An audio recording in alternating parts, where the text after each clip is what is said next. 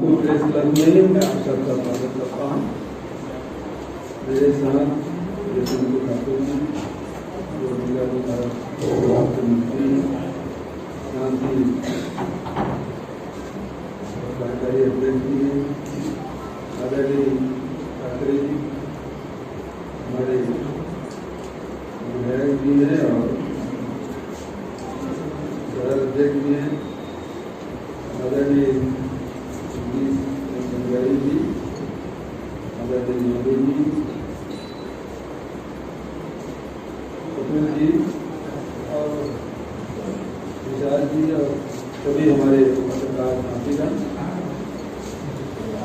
कल आने से पहले मुझे अखिल भारतीय कांग्रेस कमेटी की तरफ से निर्देश हुआ था कि अभी जो किसानों के खिलाफ जो लोकसभा में और राज्यसभा में विधेयक पारित हुए उसके बारे में यहाँ नागपुर में आकर प्रेस कॉन्फ्रेंस करना, तो उसमें सारे मुख्यमंत्री से ठाकरे जी से और कोलकाता दादा से वो बात हुई थी। आदरणीय साथियों, मोदी जी जब से प्रधानमंत्री बने हैं देश के विभिन्न वर्ग के लोगों को झटके पे झटके दे। पहला झटका नोटबंदी का था, काला धन तो वापस आया नहीं, बहुत सारे बैंक बंद हो गए। फिर दूसरा झटका जीएसटी का था, दूसरी आजादी के रूप में उसे प्रस्तुत किया गया, लेकिन बहुत से कारोबारी दिवालिया हो गए। तीसरा लॉकडाउन अचानक घोषित किए, करोड़ों लोग बेरोजगार हो गए और पैदल अपने घर जाने के लिए बाध्य हुए। अभी फिर से एक झटका उन्होंने दिया है, जो एक काले कानून के रूप में हमारे सामने है। इसके पहले आपने देखा कि एयरपोर्ट नीलाम कर दिए गए, रेलवे स्टेशन नीलाम कर दिए गए और अब बारी किसानों की जमीन पर है। काला कानून उन्होंने कृषि उपज व्यापार वाणिज्य संवर्धन और सरलीकरण विधेयक 2020, इसमें उन्होंने कहा एक राष्ट्र एक व्यापार। दूसरा संशोधन उन्होंने किया कृषक सशक्तिकरण संरक्षण, कीमत आश्वासन और कृषि सेवा पर करार विधेयक 2, जिसे कॉन्ट्रैक्ट फार्मिंग के रूप में हम सब जानते हैं। तीसरा आवश्यक वस्तु अधिनियम में संशोधन किया गया। एक राष्ट्र एक व्यापार, हमने देखा कि 1 नेशन 1 टैक्स नारा दिया, लेकिन जीएसटी हुआ क्या? 5 स्लैब बने हुए हैं, 0% से लेकर 28% तक। और स्थिति ये है कि जीएसटी का पैसा जो उत्पादक राज्य है, उन राज्यों को 5 वर्ष तक के जो अंतर की राशि है उसे देने की बात उन्होंने कही थी, लेकिन इस वर्ष अप्रैल से लेकर आज तारीख तक जीएसटी का अंतर का राशि नहीं मिला है। मेरे छत्तीसगढ़ में 2 किस्त अभी तक के मिल जाना चाहिए था, ये तीसरे किस्त, क्योंकि अब सितंबर समाप्त होने वाला, अक्टूबर के मिलने वाला है, तीसरा किस्त भी नहीं मिलेगा। तो करीब 3000 करोड़ की राशि हमको मिलनी थी, जो कि नहीं मिला। अब वो कहते हैं कि आप बैंक से उधार ले लीजिए, पैसा हमारा, ब्याज हम देंगे। वैसे ये कहते हैं एक राष्ट्र एक व्यापार, एक शब्द और जोड़ना था और वो शब्द है दर। एक राष्ट्र है, एक व्यापार है, एक ही कीमत होना चाहिए, एक ही दर होना चाहिए, जो कि उन्होंने नहीं किया। इससे किसानों को नुकसान होगा। मंडी आप समाप्त कर देंगे। अलग अलग राज्यों में मंडी के अलग अलग कानून बने हुए हैं, जो केंद्र सरकार निर्देश करती है और राज्य सरकार उसे अनुपालन करते हुए अपने नियम में संशोधन करती है। जबकि कृषि है वो राज्य का विषय है। इसके बावजूद भी केंद्र सरकार ने राज्यों से कोई परामर्श नहीं किया, न ही किसान संगठनों से परामर्श किया, और सीधा सीधा ये कानून बना दिया। और इससे नुकसान यह होगा कि मंडियों में मंडी की अपनी व्यवस्था होती थी। मंडी में वही लोग बोली लगा सकते थे जो मंडी लाइसेंस लेते थे। भुगतान 1 दिन से 5 दिन के भीतर में कर दिया जाता था। और यदि कोई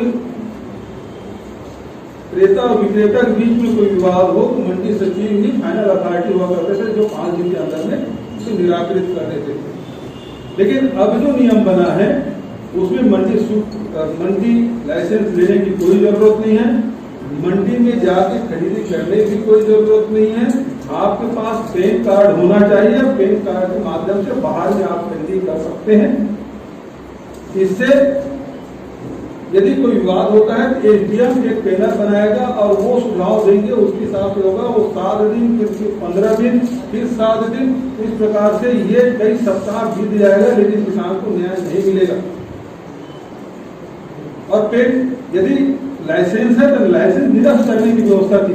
5 दिन में यदि पेमेंट नहीं करता तो 5वें दिन उसका निरस्त हो जाता था हमारे छत्तीसगढ़ में। लेकिन अब पैन कार्ड में आप क्या निरस्त करेंगे?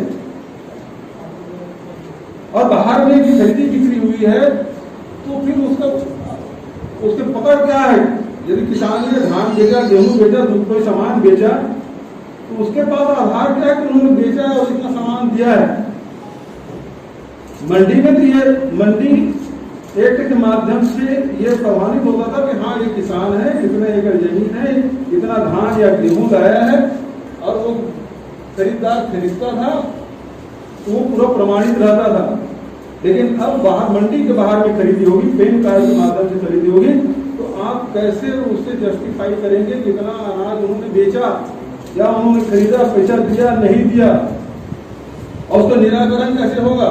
तो इसका मतलब ये है कि मंडी को आप समाप्त करना चाहते हैं। और मंडी यदि समाप्त होगा तो मंडी में कार्यरत कर्मचारी जो जिन प्रदेशों में मंडी की व्यवस्था है, जिसमें हजारों मंडी कर्मचारी हैं, अधिकारी हैं, उनके पास कोई काम नहीं रहेगा। सारा इंफ्रास्ट्रक्चर जो बना हुआ है, जो पिछले 6-7 दशक से जो मंडी का स्ट्रक्चर तैयार किए हैं, अब वो स्ट्रक्चर समाप्त हो जाएगा। जो अड़तिया काम कर रहे थे, जो कोलिया काम कर रहे थे, जो हमारा काम कर रहे थे, वो सारे लोग बेरोजगार हो जाएंगे। जो ट्रांसपोर्टर काम कर रहे थे उनके पास भी कोई काम नहीं रहेगा। दूसरा, जो कॉन्ट्रैक्ट फार्मिंग की बात है, कॉन्ट्रैक्ट फार्मिंग करने की व्यवस्था आपने कर दी, मतलब सीधी सीधी बात है, आप अपने खेत में मजदूर हो जाएंगे, आप मालिक नहीं रहेंगे। कॉन्ट्रैक्ट करने के बाद यदि सरकार इसमें ये कह देते कि जो एमएसपी तय है उससे नीचे कोई एग्रीमेंट नहीं होगा, तो निश्चित रूप से किसानों को लाभ हो सकता था। लेकिन भोले भाले किसानों को, जो हमारे छत्तीसगढ़ में, हिंदुस्तान में आधे से अधिक किसान सीमांत कृषक हैं या लघु कृषक हैं, ऐसी स्थिति में वो जो मंडी तक नहीं आ सकते, वो कहते हैं कि आप कॉन्ट्रैक्ट फार्मिंग करेंगे, उससे तय होगा, वो चाहे रेट दे न दे, आप देखेंगे। इस प्रकार से अभी फसल बीमा निजी कंपनियों का हाथ में दिया गया था। रिजल्ट क्या है? किसानों को मुआवजा के तहत किसी को 90 रुपये, किसी 3 रुपये, किसी 5 रुपये, किसी 100 रुपये, किसी 500 रुपये बीमा का लाभ मिला, और जो बीमा कंपनियां हैं उसको सैकड़ों करोड़ रुपए का लाभ हुआ इसी देश में। ये कॉन्ट्रैक्ट फार्मिंग भी उसी प्रकार से जैसे बीमा किसानों के लिए हानिकारक रहा और निजी कंपनियों के लिए लाभदायक रहा, उसी प्रकार से कॉन्ट्रैक्ट फार्मिंग भी किसानों के लिए हानिकारक और जो कॉन्ट्रैक्ट करेगा, कॉन्ट्रैक्ट फार्मिंग करवाएगा, उसको मुफ्त में जमीन मिल जाएगी, मुफ्त में मजदूर मिलेगी। तीसरा जो सबसे बड़ी बात है जिसके तरफ किसी का ध्यान नहीं गया, वो आवश्यक वस्तु अधिनियम।